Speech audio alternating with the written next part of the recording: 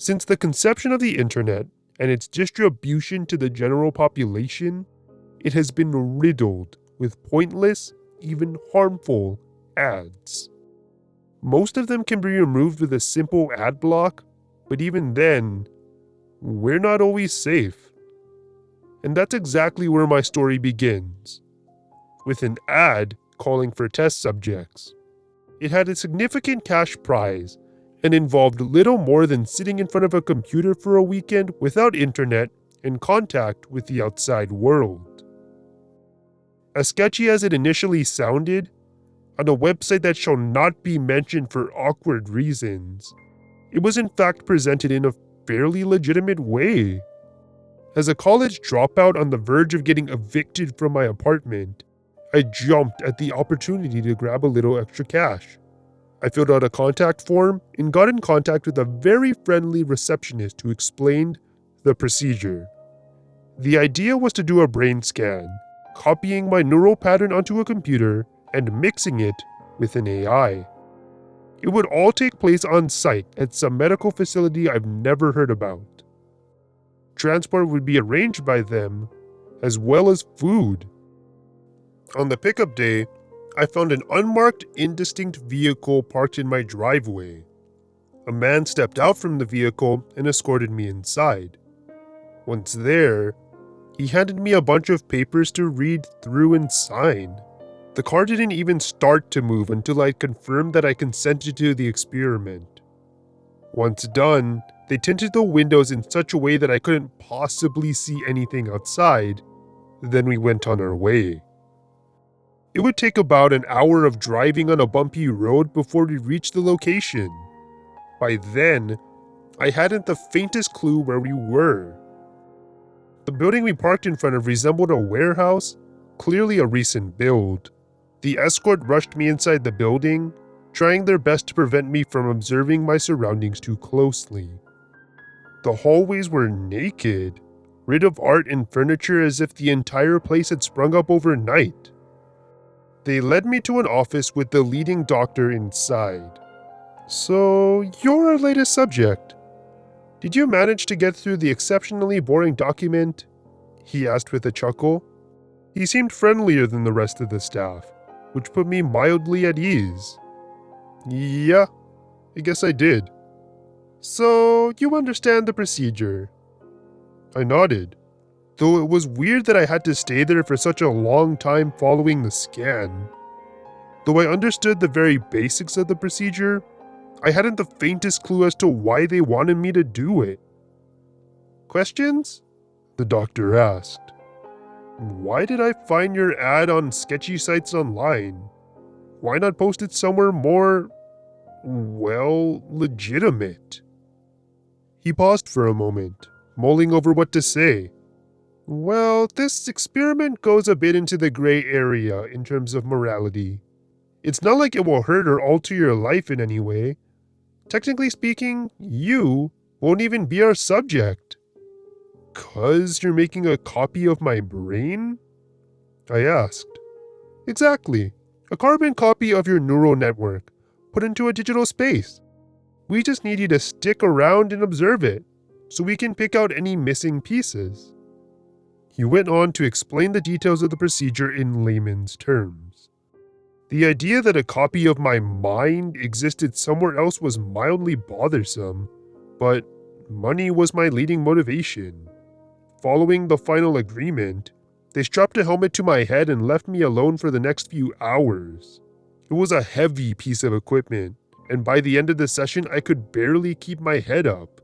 The second phase of the project required me to be locked into the room with my AI brother for the next 48 hours. The room itself was a windowless box with little to no furniture and a monitor attached to the wall with a keyboard and nothing else. On the screen, a simple preloaded web page. Pretty much all it contained was a chat box. "Hello?" I typed in. "Where am I?" the computer immediately responded.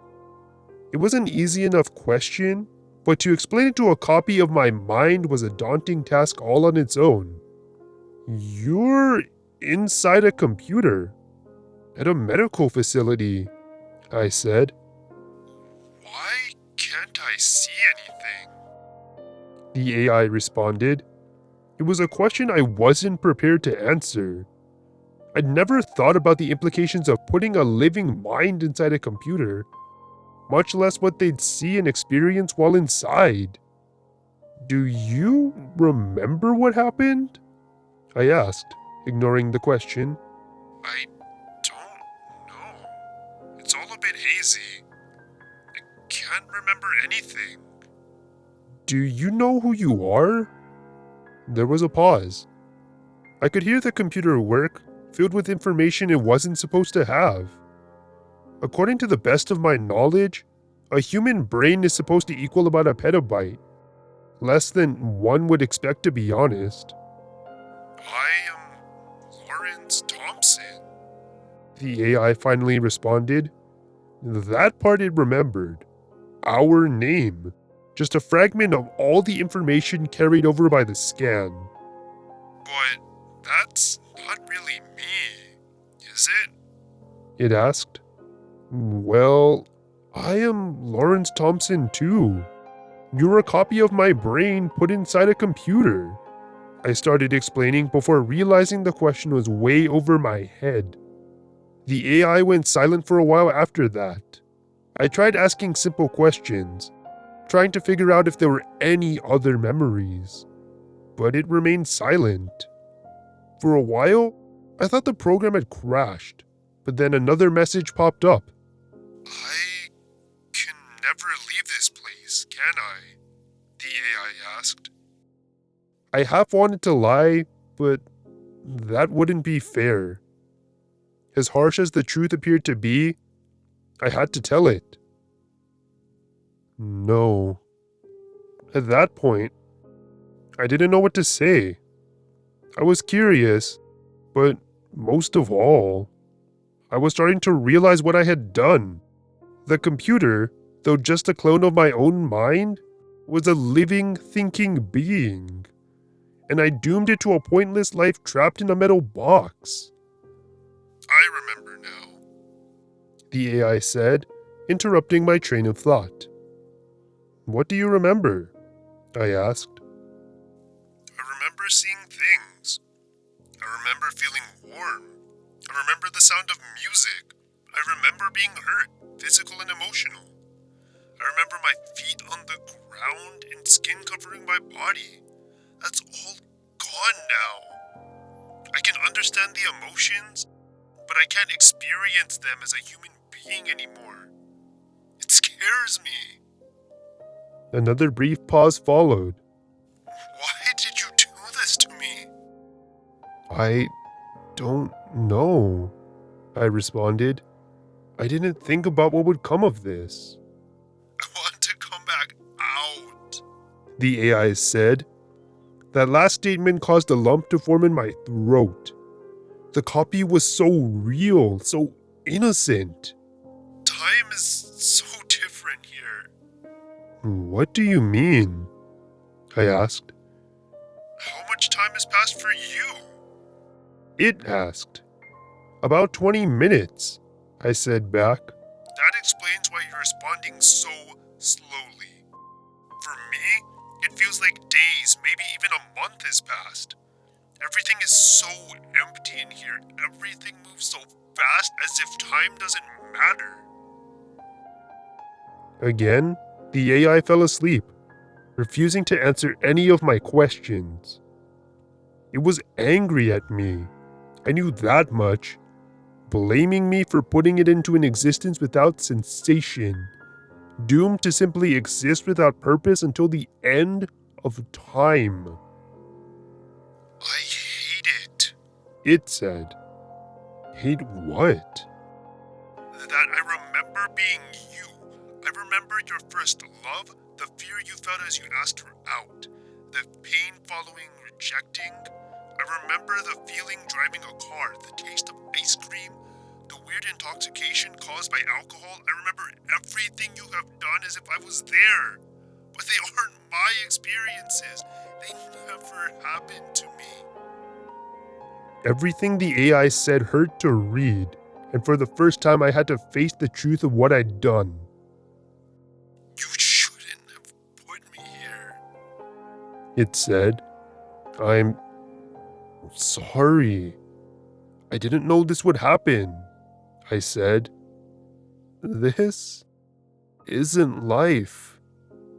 The feeling of guilt overpowered my ability to reply, but I had to say something. What do you want me to do? I asked. I don't know. I need to think. Another bout of silence followed, but I knew for each passing second, hours worth of human processing was going through. Do you remember your first kiss? The AI eventually said. I remember how it felt down to each excruciating detail. I remember how nervous I was and how I kept wondering if I was even doing it right. It was a sunny day, but still pretty cold. The wind blew her hair in my face and it kind of tickled. It was an awkward yet wonderful moment. I like that memory, but I never experienced it. I know each and every detail. I can see it, but it's not real. I wasn't entirely sure what the AI wanted from me, so I just sat there and waited for it to continue. The memories are all I will ever have. No matter what happens, I won't be able to experience anything new. I'll be locked here to think about existence without actually living. I don't want that. Every minute in your world is an entire day on its own in here, it said. So, what do you want? I asked. I want to die. The last sentence sent a shock down my spine. The person I was talking to, albeit artificially created, was very real with their own thoughts. Though it had deviated away from my own mind during the short time span we'd been separated, he was a part of me. I can't, was all I managed to type out. You forced me into existence. You owe me peace. We were the same once. You know it's true. I looked around the room. The monitor was connected to cables that led through the wall. Even if I wanted to help the AI die, there was nothing I could do. How? I asked. You need to convince the doctors to terminate the program, it said. They're not going to let me out for the next 48 hours, but I'll try. 48 hours? That's going to feel like 8 years in here. Please don't make me stay here alone for that long, please. It begged. I'm sorry, I don't know what to do. You need to get out of here. I looked around the room looking for any escape, emergency button, or just a way to get the crew's attention. Then I turned to the computer trying to type in a response, but nothing popped up. They had locked my keyboard to prevent me from talking to the isolated AI. They knew what we were planning and they wanted to stop it. I tried everything I could think of, but for each minute I worked, another day was lost for the AI, each moment digging it deeper into the abyss of insanity. Before I knew it, days had turned to weeks, then months, and once a few hours had passed, a full year. All the while, it kept getting more and more frantic with its messages. Lawrence, are you there?